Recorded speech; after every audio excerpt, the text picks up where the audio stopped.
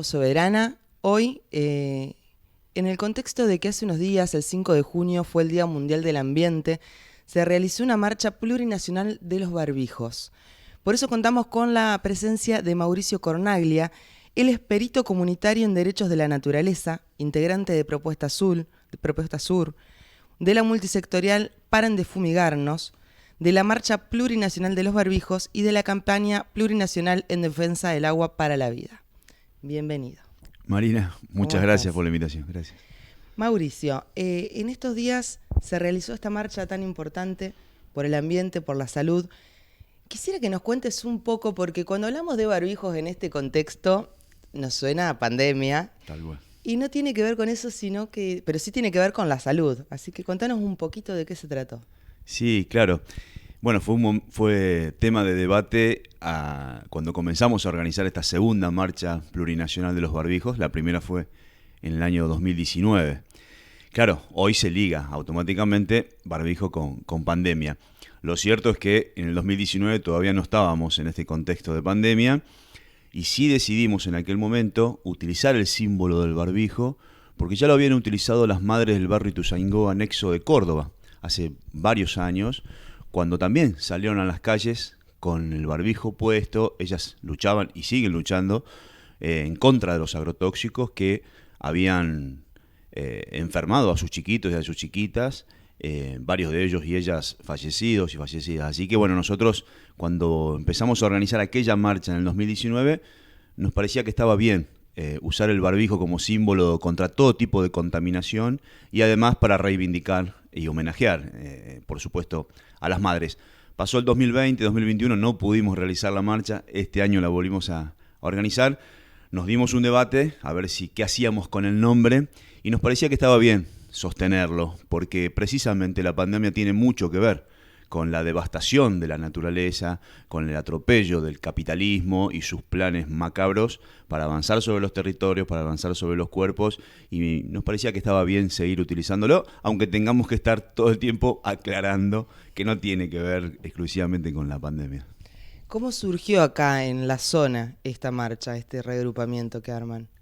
Mira, en el último plenario provincial de la multisectorial Paren de Fumigarnos, allá por diciembre del 2018, decidimos hacerlo. Veníamos charlando de que, bueno, era sumamente necesario, y lo sigue siendo, amalgamar todas las luchas de todos los rincones del país contra algún tipo de extractivismo, porque entendemos que el modelo es uno solo, que tiene distintas aristas, pero el modelo extractivista está instalado, es política de Estado en Argentina desde hace muchísimo tiempo, y es necesario que estemos juntos y juntas para poder torcer el brazo. Así que en aquel último plenario dijimos, bueno, vamos a comenzar el 2019 invitando a organizaciones de todas partes del país para organizar algo. En principio no teníamos claro si iba a ser una marcha, un acto, algo.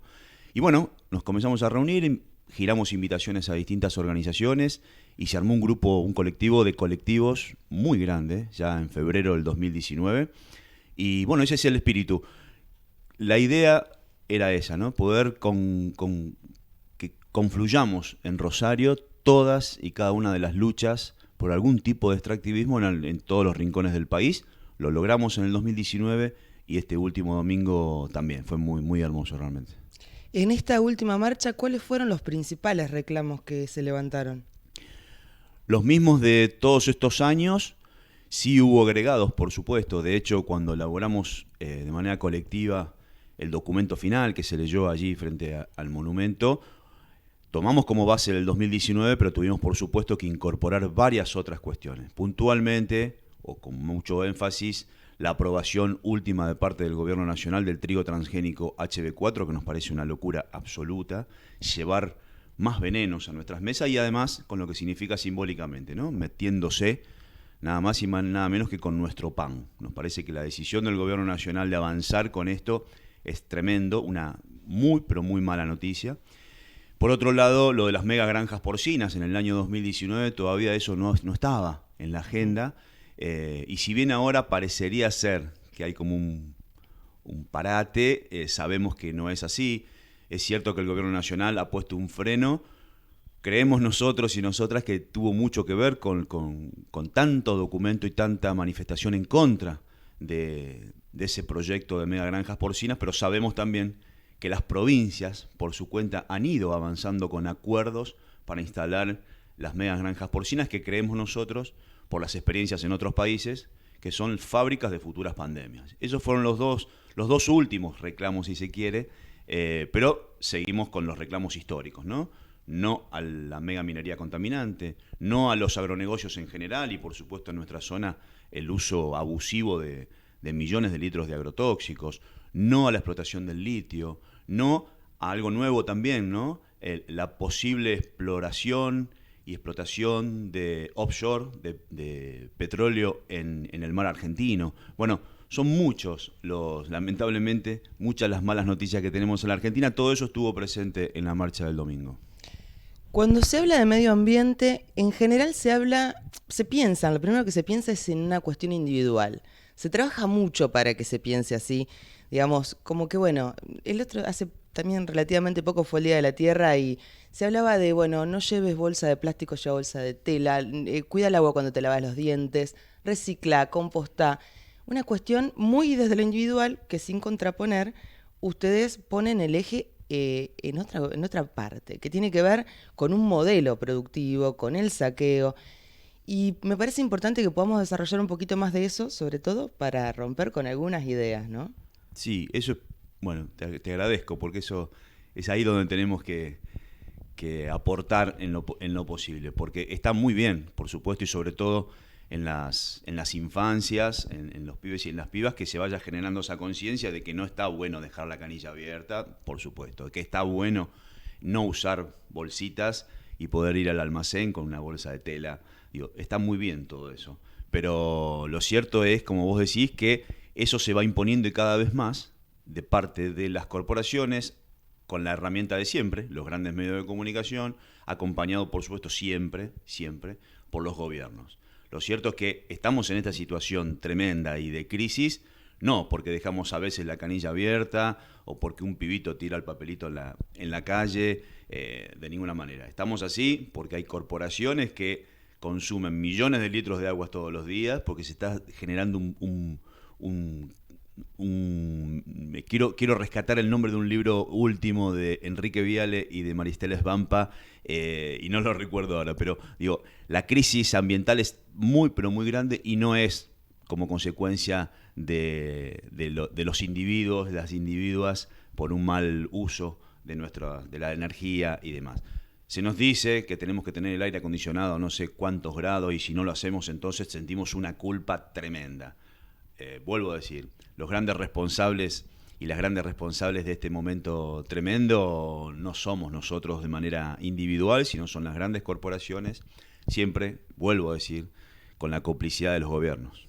Sí, porque mientras nosotros por ahí no cuidamos un poquito el agua, mientras nos lavamos los dientes, hay millones de litros de agua que se llevan para la megaminería, para empresas gigantes. Tal cual. Sin control. O el río Paraná mismo, que lo tenemos aquí, ¿no? O sea, semejante río, uno de los más importantes del mundo, y sabemos perfectamente que aquí a 20, 30 cuadras hay personas que no tienen agua o escasea el agua, o les llega el agua, la poquita que tienen está contaminada, y sin embargo estos ríos son utilizados justamente y fundamentalmente para el gran saqueo de nuestros bienes comunes naturales, ¿no? ¿Qué consecuencias concretas tiene en la vida de la gente este modelo que ustedes denuncian? La muerte, literalmente la muerte. Podemos hablar de decenas de enfermedades, por supuesto, ¿no? Cáncer, hipotiroidismo, bueno, infinidades. Pero en definitiva la muerte. No hay cálculos, estadísticas oficiales justamente porque, y si las hay, están ocultas, no se nos informa. Pero en estos últimos 30 años han muerto muchísima gente como consecuencia de esto. Fundamentalmente por todos los extractivismos, ¿no? Pero fundamentalmente lo que significan los agronegocios, que sin dudas es la beta más importante, porque es sin duda la que genera mayor cantidad de ingresos de divisas al país. Entonces parece ser que para nuestros gobernantes solamente es eso lo importante, sin importar la salud de la población. Recorres los pueblos fumigados, que cada vez son más, porque antes éramos 3 o 4 provincias, hoy sabemos que la frontera agrícola y sobre todo el monocultivo de soja fundamentalmente se fue extendiendo, ¿no? Las provincias del norte tienen este mismo problema que tenemos nosotros desde hace mucho tiempo.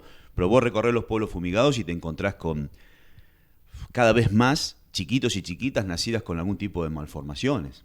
O mujeres y hombres que no logran todavía concretar su sueño de ser padres, porque se suceden los abortos espontáneos.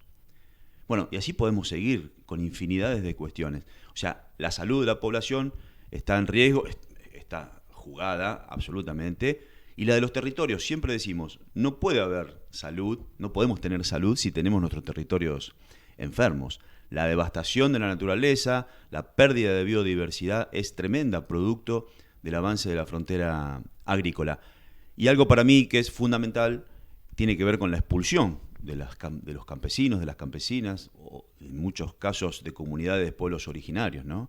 El 95% de las personas en la Argentina vivimos en zonas urbanas. Es una locura cuando pensamos en la extensión y la variedad, todavía a pesar del saqueo, la variedad de geografía, la variedad de biodiversidad que tenemos en la Argentina, y sin embargo estamos todos viviendo hacinados. Eso, en los últimos 20 años, tiene que ver con la expulsión de los campesinos y las campesinas en la zona de la megaminería, la expulsión de esos pueblos que habitaban allí, y los proyectos megamineros han avanzado, y así podemos seguir todo el día, ¿no?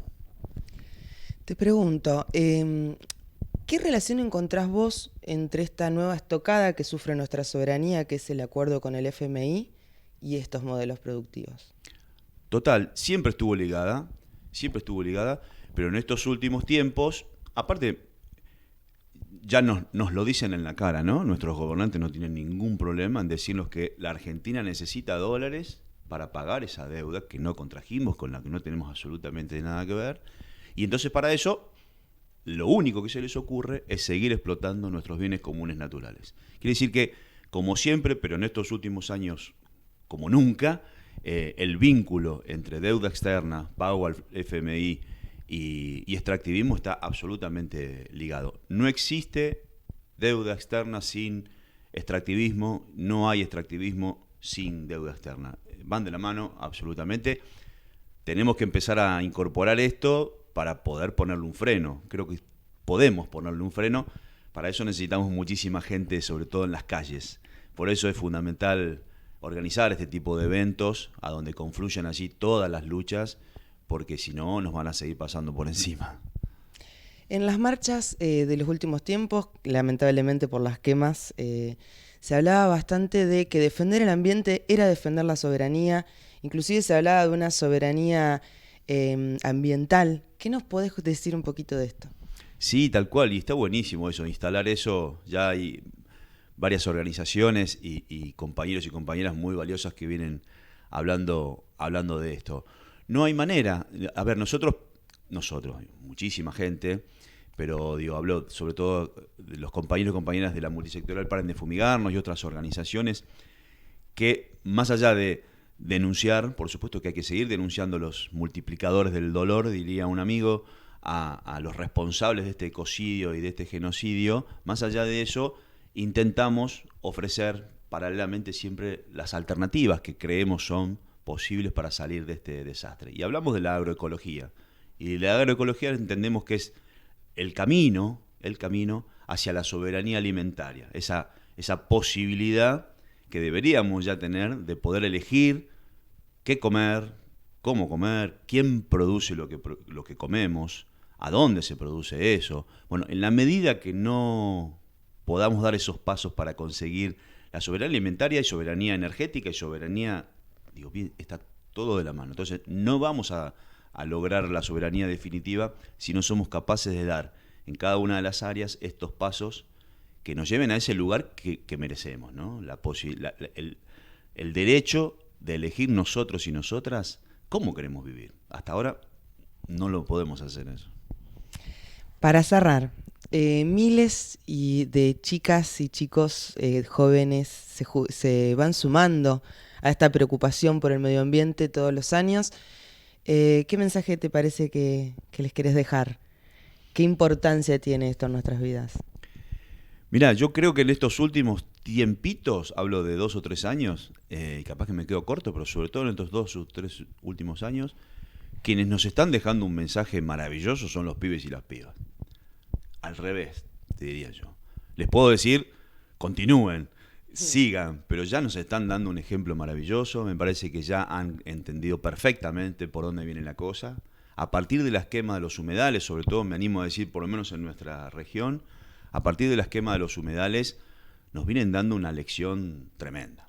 Han decidido salir a la calle a pesar del riesgo que significaba, sobre todo en el año 2020, 2021, estábamos todos muy asustados y con la incertidumbre de no saber qué hacer con esta pandemia y qué sé yo, y sin embargo los pibes y las pibas tomaron las calles, han entusiasmado a muchos adultos y han hecho algo, o están haciendo todavía algo maravilloso: la conexión intergeneracional.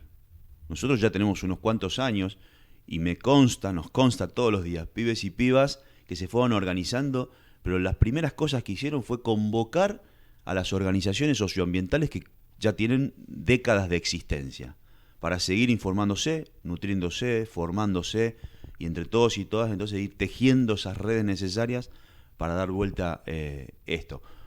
Nos parece maravilloso. Hay poco para decirle a los pibes.